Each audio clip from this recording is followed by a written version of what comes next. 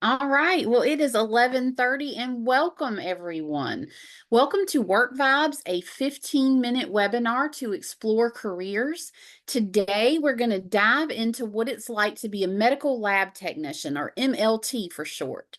If you've ever wondered who's behind the scenes helping doctors diagnose patients by analyzing blood, tissues, and other samples, that's exactly what an MLT does. It's an important role in healthcare that makes sure patients treatment. Today, we're lucky to have some special guests. Lonnie Barker, who teaches the MLT program at Halifax Community College, and you can see he's got a classroom full of students behind him as well. And then we've also got Leah Basinger, who's actually a graduate of that program and who works at ECU Health now, the local hospital. So we'll learn more about what the MLT program is like and what it's like working in the field. If you have questions, feel free to drop them in the chat. We'll get to as many as we can in our 15-minute time together. And then any that we're not able to get to, we'll follow up with answers after the event. So let's get started. I want to start with a question for Mr. Barker. Can you briefly describe what students will learn during the medical lab technician program at Halifax Community College? Sure. In the MLT program, we have several different departments. So when you work in the lab, you may work in microbiology, you may work in blood bank, clinical chemistry, hematology, which also includes urinalysis and coagulation. So we give the students the basic skills they need to go to a laboratory or hospital lab or doctor's office lab to start as a tech. And so with that, the basic training on how to pipette, how to, like I said, the different areas that I just mentioned. So it's not just one thing. And I will tell you, and I always tell my students this because I know that's how I was. And just to back up, I'm a former graduate of this program way back when. But with each department, students are going to like one department more than another. They may like, I like blood bank. As a student, I did not like clinical chemistry, but in the field, I liked it. And so I always tell my students, don't make a decision on what department you like or dislike until you've actually worked in the field. So yeah, we teach all these different areas that are needed to work in a laboratory. That's great advice. Thank you, Mr. Barker. Leah Basinger, a question for you. What inspired you to pursue a career as a medical lab technician, and how did the program at Halifax Community College help you get started? So my mom is actually also a medical laboratory technician. We both work at the same hospital, and she was really the inspiration for it because I knew I wanted to go into some sort of medical career.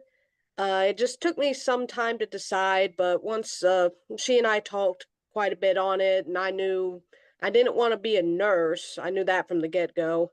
I just wasn't sure what I really wanted to do, and then I eventually decided, you know what, let me give MLT a try, and I'm liking it quite a bit.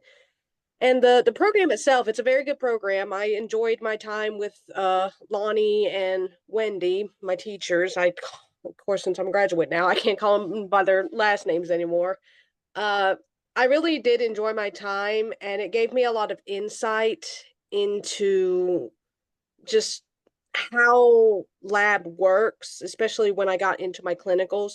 I will say that the difference between clinicals and actually working in MLT, clinicals, yes, they can prepare you somewhat, but once you get that real nitty-gritty hands-on experience, all the puzzle pieces really just start coming together. That's again great advice. That helps people because sometimes it can be a struggle when you're going through that clinical experience, not understanding how it's going to play out. So thank you for that. Let me go back to Mr. Barker. What kinds of hands-on experiences or clinical rotations are part of the program? And how do these prepare students for real-world lab work, which Leo had a great intro into there? Yeah, and she's right. I cannot stress enough how important the clinical rotations are. We can only simulate certain amount of things within the lab, but when they go to a clinical site, it does a couple of things. They get to work with real, well, we still work with real samples here, but they get to work with real patients. They get to work with the equipment they would work on once they're hired as a employee. Um, I'm very lucky in that we use a variety of different clinical sites. UNC Nash, Wilson Medical Center, ECU Health, both run up Chowan, Edgecombe, and North. We use VCU in South Hill. We even use Mariah Pam sometimes in Henderson, because each student needs to have a experience in the different labs. And I always tell my students, and typically what I do is I have them go to more than one clinical site because I want them to experience the differences and the similarities between different laboratories. One lab may be bigger than the other. And so that experience in those different departments are invaluable for two reasons. Not only are you getting real world experience, but you're also setting yourself up for employment because the Absolutely. majority of my students get hired from one of those clinical sites. Yeah, great. Mr. Barker, could you come a little bit closer to your mic, please? Some of the classrooms are having a hard time hearing you. So will you make that last point again, just so everybody hears it? The clinical sites are so important because not only are you getting real world experience with real patients, real samples at a real laboratory, but you also are setting yourself up for employment. The majority of my students get employed at one of the clinical sites. In fact, some of them get employed before they even finish their rotations. So it's we really, the lab is a small network of people. And so having a good showing at your clinical rotations will set you up for a job either at that site or a site down the road.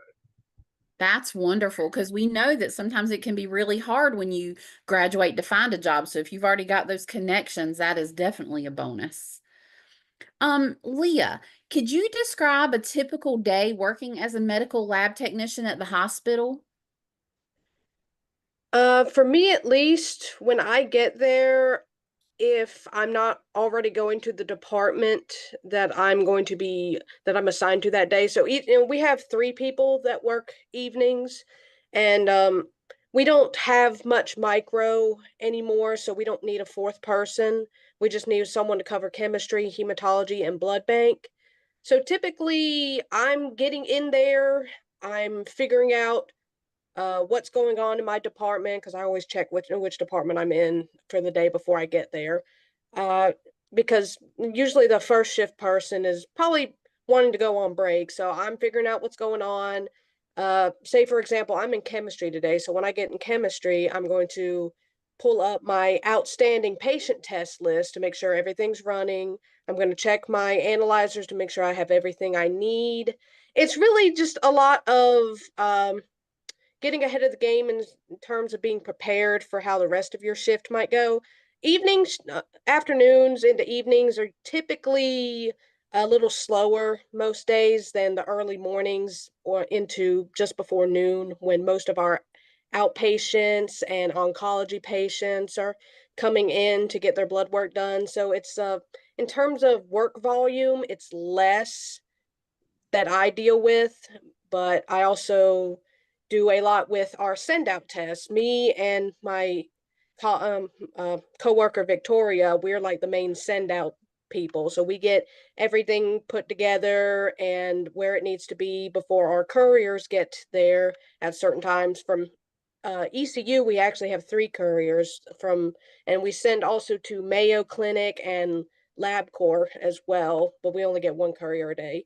So it's just a lot of making sure everything is where it needs to be, so you're not coming into a huge mess. Because it can be hectic during the days sometimes, and when you're just getting in there and you happen to be coming in the middle of it, it can be a little confusing at first. So just have your priorities straight. Just do one thing at a time, and you'll be good. Yeah, it sounds like using organization skills is really helpful in that role. And also paying attention to details would be really important so that you can Oh yeah. kind of know what's coming up next. Yeah. So And also chemistry gets the most calls during the day because that's technically the main lab number is the phone that's in chemistry.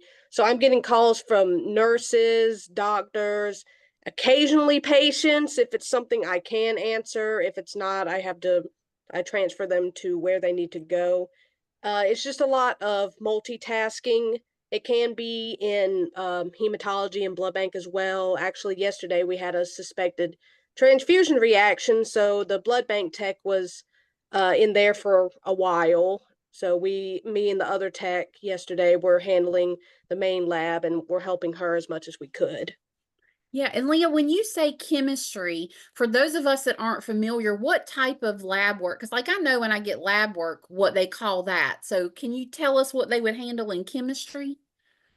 So chemistry is okay, so it's pretty much everything except except like a urinalysis, a complete blood count, your coagulations. I'd say chemistry gets at least 85-90% of the workflow in the lab because we're just running so many tests. So that's like your basic blood chemistries, any urine chemistries, and any other weird tests that they might order that I don't even know what everything does, but we run so many things that I'll never learn what everything is for. We also do drug screens, just that general kind of stuff that's not just basic blood work. Gotcha. Thank you so much for that.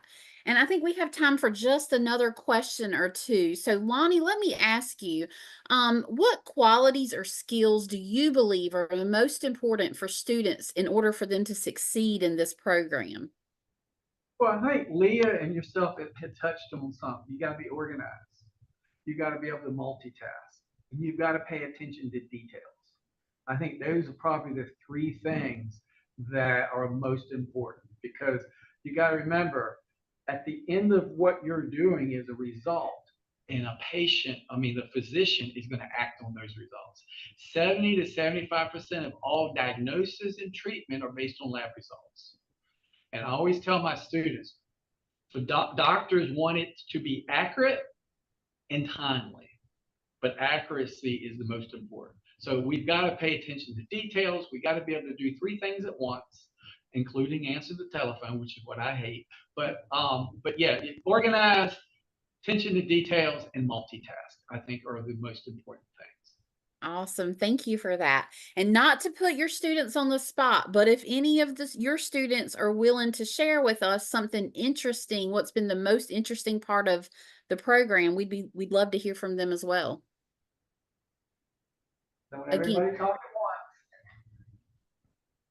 once. Well, I would say my favorite has been microbiology. It's been interesting plating the bacteria and seeing what grows. yeah, so she likes microbiology for those in case you couldn't hear her, because she likes to use the bacteria and see what grows from it. I bet that is very interesting to watch. Awesome. Anybody else? I'd Okay. say, your analysis is pretty interesting. It's cool being able to use a microscope and look at different cells, bacteria, and yeast, and try to figure out what's wrong with patients. So I think that's pretty cool.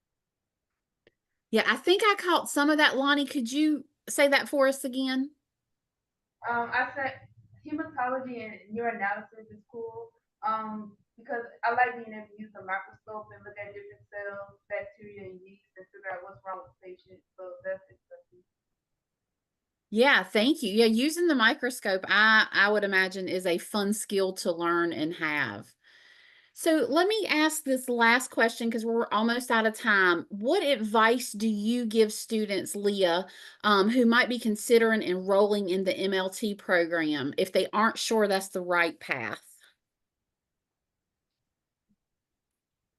I'd say my best advice would be just to, if they're not sure about the right path, the thing is you can get a job with a 2-year degree. And if you want to go higher, you can. Like I'm currently studying to do my registry so I can eventually start a program for a bachelor's degree. I just have to get my certification done first. But my advice would be, I tell this to basically everyone that I know that might be going into a degree and they want to do it, but they're just not sure if that's going to be what they stay doing. MLT does offer a lot of opportunities. You can work in MLT and eventually climb the ladder to become a supervisor or even a manager. We actually have one person, I think, that is leaving soon because she's going to go into some sort of management position within the lab, just not here. And if it's not what you want to do for the rest of your like working life, you at least have a job that you can make decent money doing, is really interesting work, and you can eventually go back to college for something else if you want. You just have a backup plan. Yeah. I personally don't have any plans on leaving MLT. I just want to get a bachelor's degree so I can climb the ladder a little bit more if I decide to. I'm not sure if I want to be a supervisor yet. It is a lot of work, and I Right. love bench work. So you don't have to settle for MLT if you don't think it's what you really want. But if you go through with it and you change your mind later, you at least have this degree to fall back on if something doesn't work out. That is wonderful advice. Thank you so much, Leah, and thank you so much, Mr. Barker, and your class, and for everybody who joined in today to learn more about medical lab technician. We will be, we've recorded this and we'll be uploading it and we'll send you guys a link. So thank you for your time today and have a great rest of your day. Thank Have a you. good Thank day. you for having me. Thank you. Bye.